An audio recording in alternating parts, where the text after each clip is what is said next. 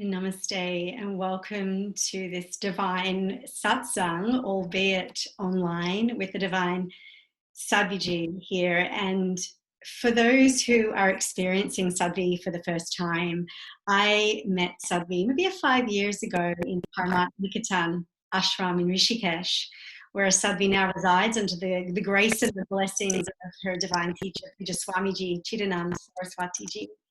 And you have such an interesting path, Sadhvi, having experienced the early years of your life in America, in California, and then even studying science, neuroscience, and then moving to India. You traveled there in your late 20s and had an experience which seemingly has catapulted this incredible path that you're on, having taken the vows of sannyasa or renunciation and living in India. And what I find so beautiful about your expression of life as it comes through you is you're such a wonderful bridge between those of us who live in the West, for a very generalized term to say, in these Western worlds, and how you can so beautifully bridge a very dynamic and alive philosophy from the East. And that's what sparked me to invite you to this interview today. And often when I have groups in Rishikesh and we have the experience to come to satsang with you, I often say to people, it's like if you could ask God a question, what would you ask? That's my experience of satsang with you. And so that's really inspired me to have this conversation with you today. So thank you. It's such a blessing. And we're in incredible times. We're in a global experience that we keep hearing is unprecedented, certainly for those of us living through it. And my first question really is around the roots of fear. And we're seeing so much excavation of fear consciousness and anxiety. And I wondered if you could speak to the root of fear and how we could not succumb to that, even in the very real threat of no paycheck or loss of job or loss of life even. And so I thought I'd ask, to begin there. Sure. Sure. So you have to realize that we as physical beings, we're actually created and wired for fear. It's very evolutionarily advantageous to us to have this stress response when we are under threat. If our ancestors sat outside their cave or their hut as a tiger or a wild elephant or warring tribes came onto their land and they just kind of sat there and thought, that's interesting. I wonder what's going to happen when this tiger gets close, or I wonder what's going to happen when that wild elephant gets close, or I wonder what all of those guys with bows and arrows and spears are going to do when they get on my property. We wouldn't be here because our ancestors would not have survived long enough to procreate and to have us. They all would have been killed by tigers and elephants and warring tribes. So the fact that we are here, if you look at just basic evolution, the fact that we are here is because our ancestors had a stress response to the sight or the sound or the smell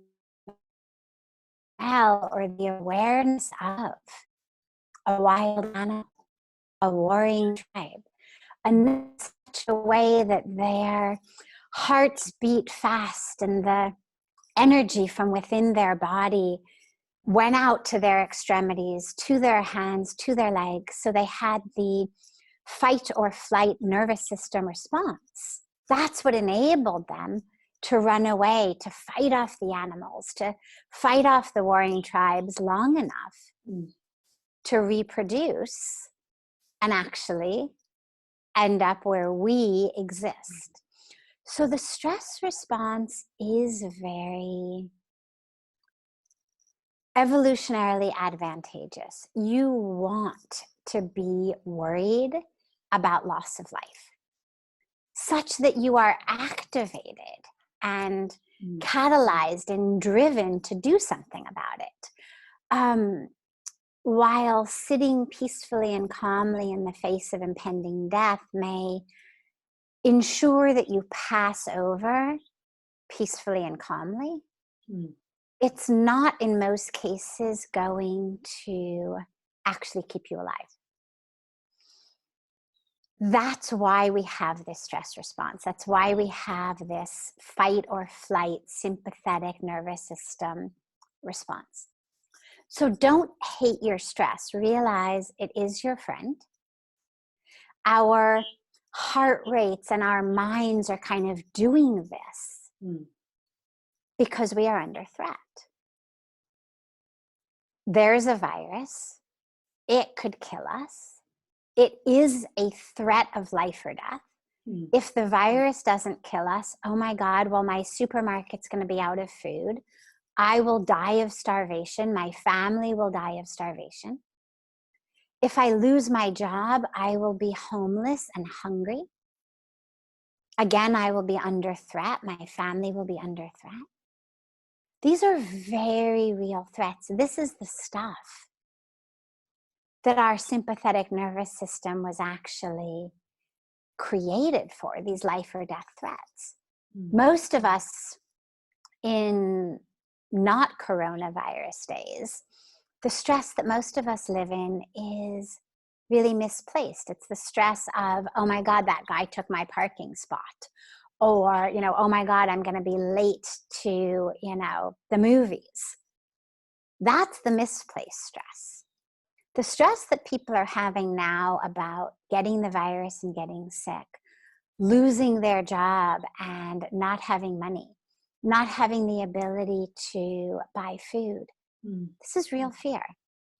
So the first piece is to recognize that, be grateful to your nervous system for kicking in. For kicking in to alert you that there is a threat, to activate the systems of the body that deal with stress. The dilemma is that the threats that we were really hardwired for are threats that last half an hour, a couple of hours. Again, a fight with warring tribes, trying to run away from a wild animal, that type of stuff. They're not meant to be sustained. And so the dilemma that we're facing as this particular threat continues and continues is stress actually is that which diminishes and depletes our immune system.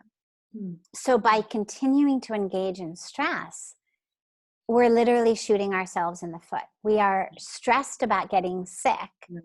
And then the stress itself is depleting our immune system. So this is where it's very important to simply fold your hands, thank your nervous system for being so active, for being on the ball, for being right there, ready to have that stress response. But then to explain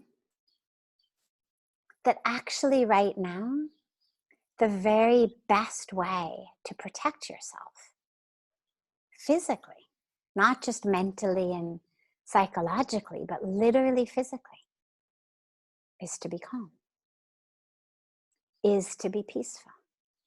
Also to recognize that for at least parts of it, at least our physical health, there's a lot we can do.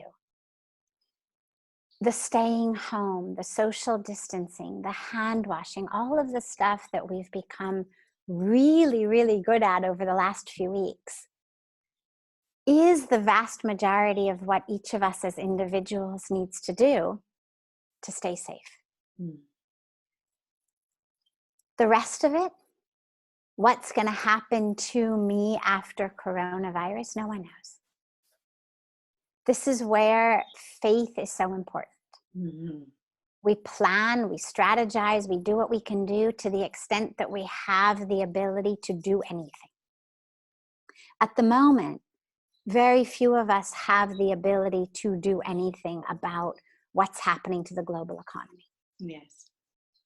We have very little ability to do anything about the rate at which this is spreading in places other than our particular area, where by staying home we can make specific impact. Okay. And that's where our faith is so important, is to have faith that that same divine presence in universe who has provided not just for us, but provided for all of the beings in creation, is going to keep providing. That doesn't mean it's going to be fun. That doesn't mean it's going to be easy. That doesn't mean that it's going to be as prosperous and abundant as we may have been used to. But it means that it's going to be whatever the universe needs to heal and to recover. And for us to just keep recognizing that we are part of that universe. We are part of Mother Nature. We are part of Mother Earth. And as Mother Nature and Mother Earth is healing and recalibrating, well, we're part of that. Doesn't mean that we're necessarily going to have as big of an income or have as much disposable income or have as much ease, especially immediately, as we're used to. But it means that there is a divine intelligence that most of us feel, I certainly feel, is good and is caring for us and is caring for the earth. Yeah. And is trying to make us be as intelligent and aware and attentive as we possibly can be in this moment. And then to just have faith as we walk into the next moment. And to ground yourself in that, because anxiety isn't going to bring your job back. Yeah. Anxiety isn't going to fill the shelves on your grocery store. Anxiety isn't going to make the virus stop spreading. Planned action, intelligent action, careful action is going to be the most and the best we can do for the specifics of the virus. And then the rest is just about anchoring in your faith in God, faith in the universe, however we conceive of that divine. But faith in that intelligence that has kept this planet running for a long time. Yeah. Kept creation running for a long time. Chances are it knows what it's doing.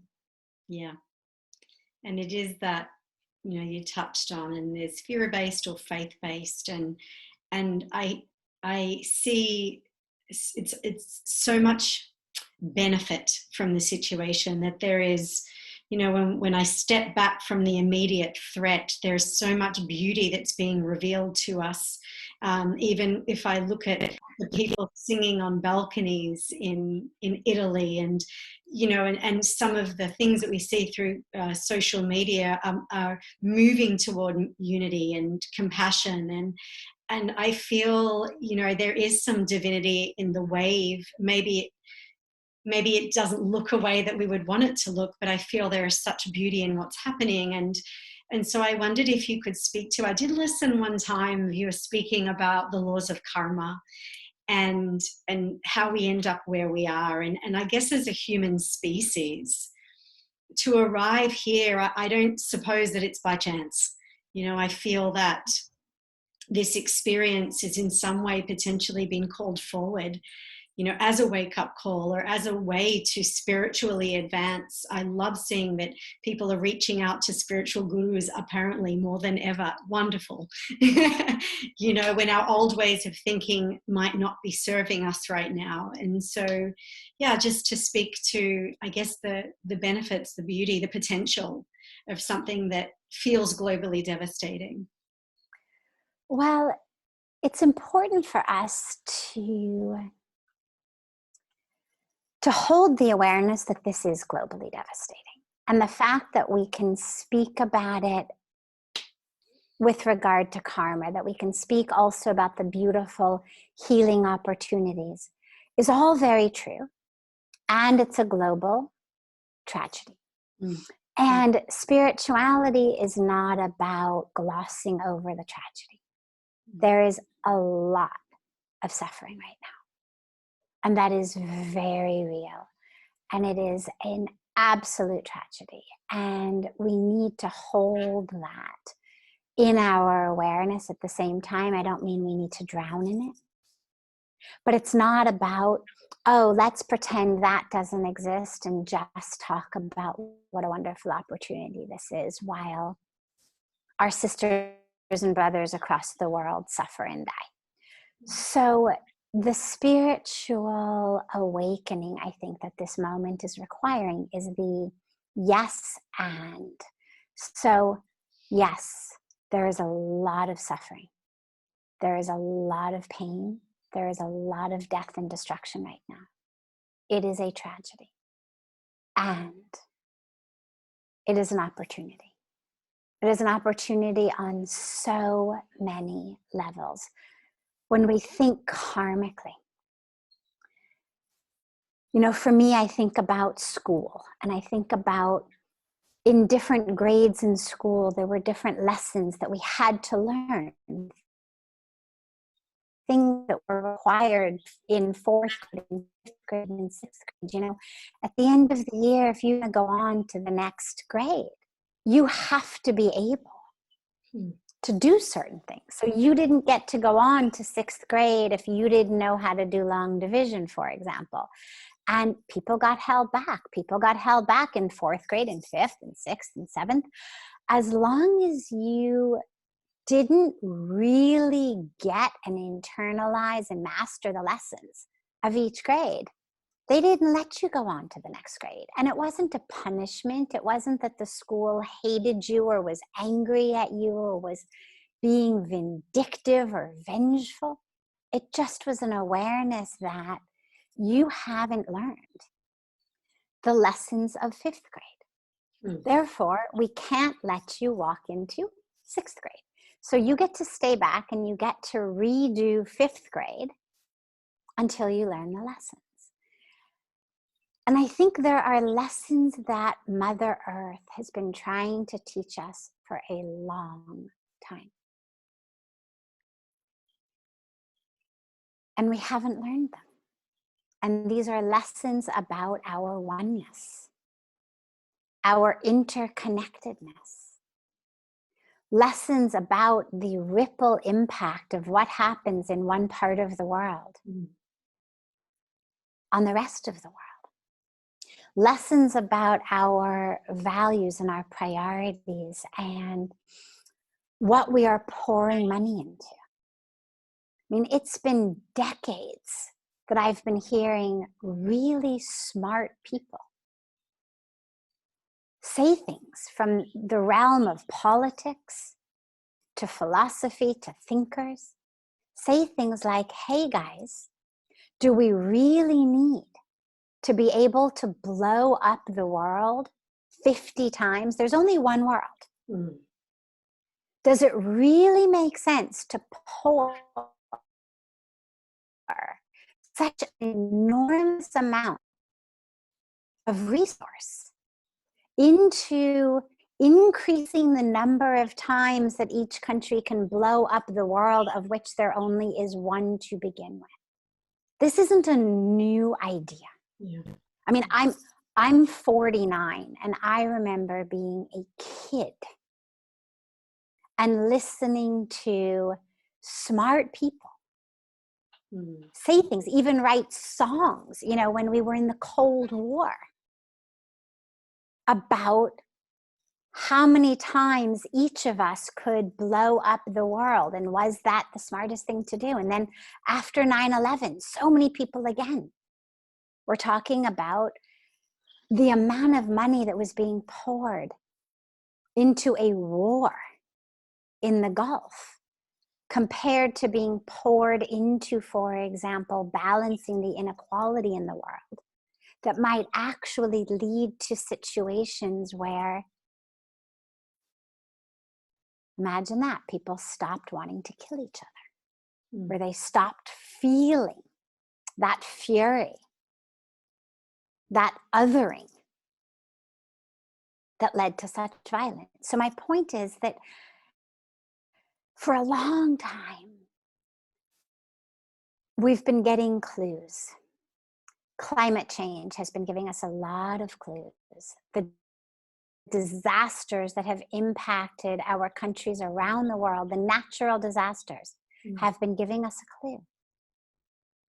The United Nations has been giving us statistics about what's happening with the water in the world. We've been watching the refugee crisis. We've had so many opportunities for us all to really stop and realize, hey, we're in this together.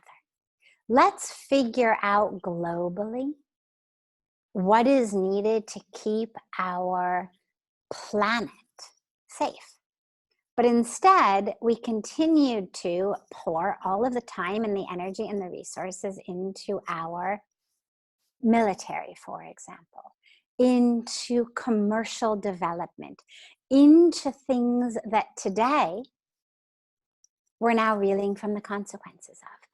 And so, yeah, this is karma, but it's not karma because God is angry or punishing us or we've been bad. It's not the Santa Claus version of karma of like Santa knows if you've been good or bad, and either you get good things or you don't. It's we have planted seeds of ignorance. We've planted seeds of separation. We've planted seeds of really misplaced values and priorities and ethics. And today, we're in a situation where the lack of time and attention that we have put into global health is coming back and literally kicking us in the behind. But 5 years ago, Bill Gates gave a TED Talk. I only just saw it now. Somebody sent it this week. But it was given in 2015, in which he said, our greatest threat is not a weapon. It's a virus. Nobody listened. Yeah. So, and of course, he's not the only one. It's just that video happens to be doing the rounds these days, and somebody sent it to me. But we've had all of these people warning us. So Mother Earth, I feel, has really been trying to wake us up. And we're not listening. Because it's been so easy for us to live in this illusion of separation. Oh, that only impacts them. I'm never going to be a refugee. I'm never not going to have enough water or food. I'm never not going to have access to health care. Those don't impact me. So those of us with the luxury to choose have been making choices out of separation that we thought were fine for us without realizing there is no peace unless everybody can experience peace. There is no real health unless everyone has health. And that has escaped our common sense amazingly for so long. I mean, it's amazing to me to look back and to realize, well, yeah, of course, that which kills us is contagious. And in what possible worldview did we think that we were somehow immune from diseases that people were going to get, whether it's in villages in Africa or in meat markets in China? We're not immune. And today it's literally there and it's biting us in the behind. But that's the lesson that we need to be learning in order to go on to our next level, metaphorically move into the 6th grade. Have we learned the lessons of today? And I feel like until we stop othering, until we really realize that which happens anywhere in the world is happening to us. Took only a few weeks. Meat market in China. Yeah. Streets of LA, streets of Paris, streets of Sydney, streets of Delhi, few weeks, just like that. We need to realize that time for that ignorance is over. Yeah. And it feels, to be on or have a spiritual practice is, in these times, absolutely beneficial. I'm here in Australia with my 80-something-year-old mother, and, she has different beliefs. She's a Catholic, and yet even just having that faith is such an assistance to her. And, I love when I come to Palmat Nikatan Ashram, because what you and Puja Swamiji say so often is any name, no name, any form, no form, that we all can tap into an essence of connectedness or that oneness, or even something grander than ourselves, without necessarily needing a name. And I think that's such a beautiful message to share for those who might be listening and they don't necessarily have a construct for it or even a belief in it. It's like right on that slippery slope. Well, it doesn't, yeah, it doesn't matter. Mm. As we always say, it doesn't matter. It doesn't matter what name or form you use, what religion. But what matters is that I realize there is an intelligence in this universe. And it's the same intelligence that makes a caterpillar know how to become a butterfly, and that makes baby birds know how to fly when it's time to leave the nest, and that makes mother birds know how to weave a nest, and all of the things in nature that every animal, bird, plant knows how to do. I mean, how does an apple tree know how to grow apples? There's an intelligence in the universe. And it doesn't matter what we call it. It doesn't matter what box it falls into of religion.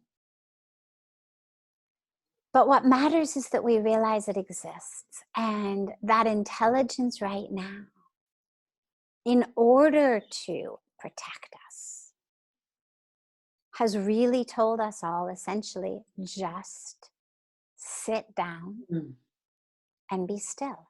Just stop moving. And we have been running so fast for so long. But as Mahatma Gandhi said so beautifully, what's the point of running so fast when you're running in the wrong direction? We've been running so fast, but in the wrong direction for so long. Mother Earth, Mother Nature, the Divine Mother Goddess is saying, just stop, enough. Just be still. Just reconnect with what's important. Are you safe? Is your family safe? What can you do to help others? How can you be of service? Who needs food? Who needs medicine? Who needs loving care and comfort and upliftment? Who needs guidance and wisdom?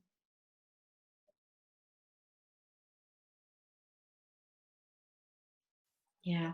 Stop shopping. Stop running. Stop traveling. Just be still. Go within. Mother Earth is healing.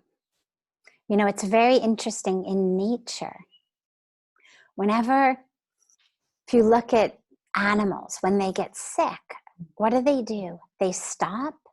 They usually find kind of a little cavey hole, dark place to sort of be in. They fast until they heal. Not our pets, but animals in nature. That's what they do. And right now, Mother Earth, I think, is healing herself.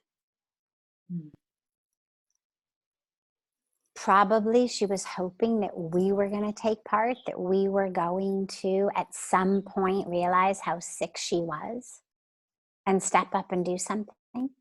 And when we didn't, she did the only thing that she knew how to do, which is what nature does.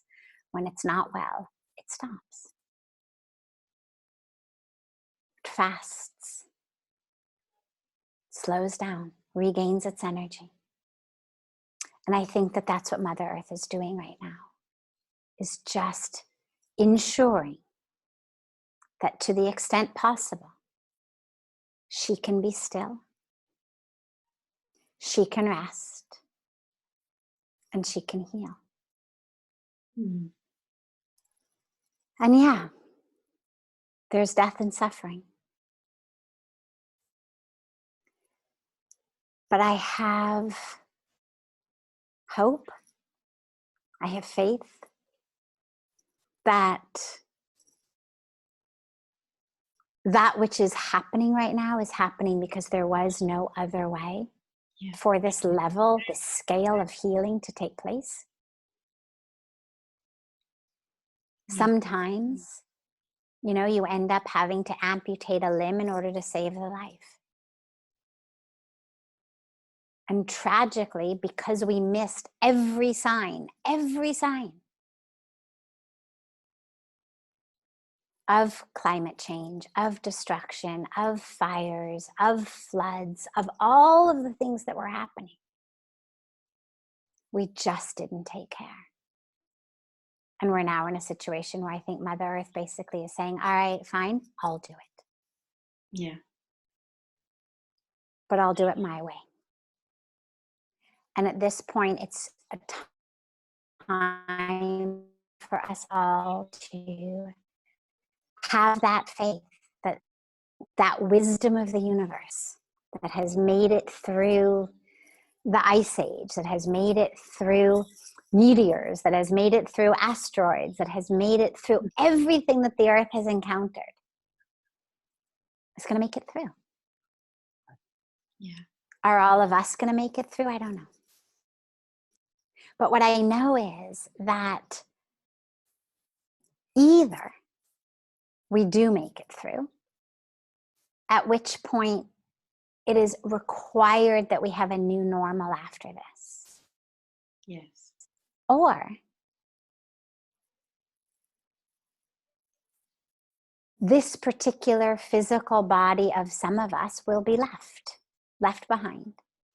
But at least the soul that moves on to take on a new one is one that has cleared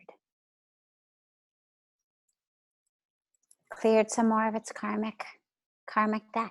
Mm-hmm. So that the soul that takes birth again in a new human form will be more awake. More part of the solution than part of the problem. But I really pray that this heals before we have any more unnecessary suffering or death. Yeah, absolutely. But the only thing for that is just faith. Just faith in the intelligence of the universe, in the love of the universe, in the universe being kind and benevolent and with our best interest at heart. It's beautiful. I always appreciate so much your ability to be so spiritual and practical, you know, and it's so necessary to live for all of us now to, you know, as you would say, to take that pledge to be spiritual beings and stay awake and don't go back to sleep and, you know, serve ourselves and our health and our well-being, both mentally and physically, and be that for our communities and trust nature to, if that's what we're putting out, that she'll take that ripple effect, as you say, and help us heal together. So I'm so incredibly grateful for you and your beingness in the world. You're such an incredible light and a privilege to know. Certainly for me, I speak on behalf of so many others that I've shared time with you with, and I hope that for all of those who listen to this interview satsang today that you listen deeply from your hearts and feel the truth, maybe not just hear the words, and truly deeply ask yourself, what action can I take? Can I really take in my beingness to support the world to move forward, to support humanity to move forward, and to trust and to fall into the arms of nature? And as Sadhvi so beautifully says, let her show us the way. And that's my prayer for all of us at this time. May we truly be part of the solution and the evolution that our hearts are yearning for. Sadhviji, thank you so much again. Such a privilege. So much love to you. So much love. Namaste.